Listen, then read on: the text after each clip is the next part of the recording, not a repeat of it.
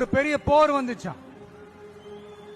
அப்ப இந்த நாட்டில் இந்த பவர்ஃபுல்லான தலைமை இல்லாம போனதுனால ஒரு பச்சை புள்ள கையில தான் அந்த பொறுப்பு இருந்துச்சான்.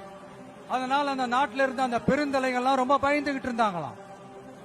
அந்த சின்ன பையன் அந்த நாட்டோட படையை நடத்துற பொறுப்பை ஏத்துக்கிட்டு போர்க்களம் போலாம்னு சொன்னானா. அப்ப அந்த பெருந்தலைகள்லாம், எப்பா நீயே சின்ன பையன், இது பெரிய போர்க்களம்பா, அங்க பவர்ஃபுல்லான நிறைய எதிரிகள்லாம் இருப்பாங்கப்பா, களத்துல அவங்க சந்திக்கிறதெல்லாம் சாதாரணமான விஷயம் இல்லப்பா, சொன்னா கேளுப்பா, இது விளையாட்டு இல்ல, நீ பாட்டுக்கு குடுகுடுன்னு ஓடி விளையாடிட்டு திரும்ப குடுகுடுன்னு வீட்டுக்கு ஓடி வர்றதுக்கு. போர்னா படையை நடத்தணும், அதை விட முக்கியம் அத்தனை எதிரிகளையும் சமாளிச்சு போர்ல தாக்கு பிடிக்கணும், அதுக்கு மேல முக்கியம் அந்த போர்ல ஜெயிக்கணும்.